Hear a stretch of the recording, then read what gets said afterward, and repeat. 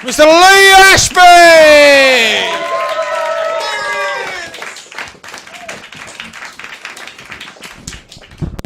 Hello.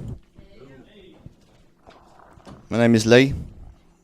A lot of people hear that name and they think Chav. And they'd be right. After all, I do come from Croydon, the place where Sports Direct has a bridal wear department. Do you ever get this? You book a holiday, really early flight, cheaper. On the day, you sleep through your alarm. You wake up, you pack really quickly, and you think you packed everything you need. And you run down the stairs, grabbing everything you need for your flight, and you think you picked up everything you need. You're in a taxi, flying down the motorway on the way to the airport, and all of a sudden you get a deep, sinking feeling inside that you married too young.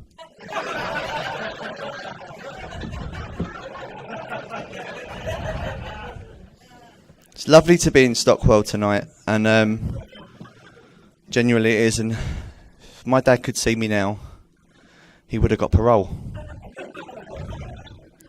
Very, bit of a geezer, my dad. Real man's man. Sort of guy who's got a tool for everything, except hugs.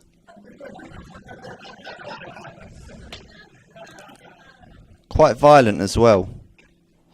Very tight as well. Very tight. So tight, in fact, that when we were kids, to stop us from hearing the ice cream man when he came down our street, he murdered him.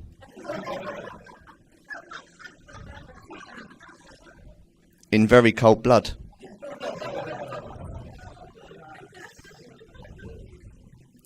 Mum, very bubbly lady. Or when I say bubbly, what I actually mean is morbidly obese.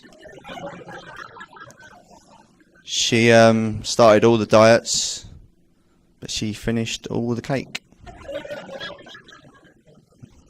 She had a diet once, I called it the salt water and biscuit diet.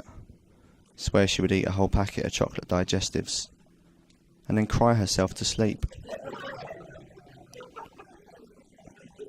A kid at school once said to me, "Lee Ashby, your mum is a slag." And I said, "Hang on a minute. She's an exceptional mother. She's a great wife. And she's a wonderful sibling to her brothers and sisters, her half-brothers and sisters, and her step-brothers and sisters."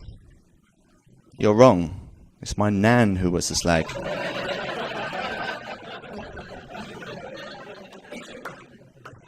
You know what they say though, sticks and stones will break my bones, but cyberbullying will lead to suicide. So, my wife said to me recently that I should get a hobby, and she suggested fishing.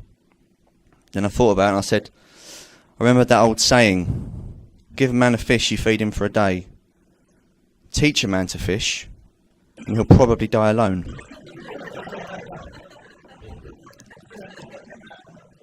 Because in teaching him to fish, he now loves fishing more than he loves his family.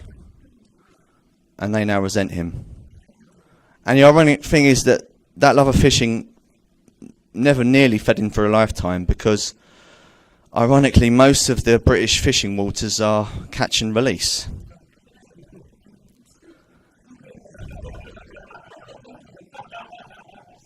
I get my words mixed up around my wife occasionally. The other day at breakfast I meant to say to her, "Darling, can you please pass the orange juice?"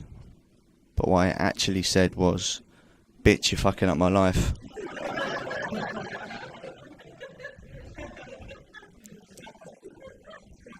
We've got 2 sons, 3 and 4.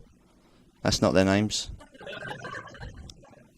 My youngest son is obsessed with pirates, Somalian ones.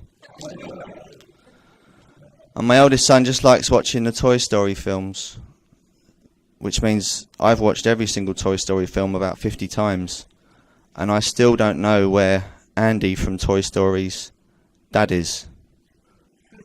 Does he even exist?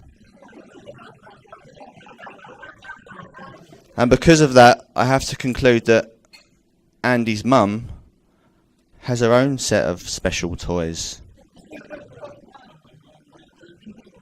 I don't know if they can walk or talk, but they certainly come alive when they're inside her. I'm going to leave it there because I like the at the end. I've been Lee Ashby, thank you.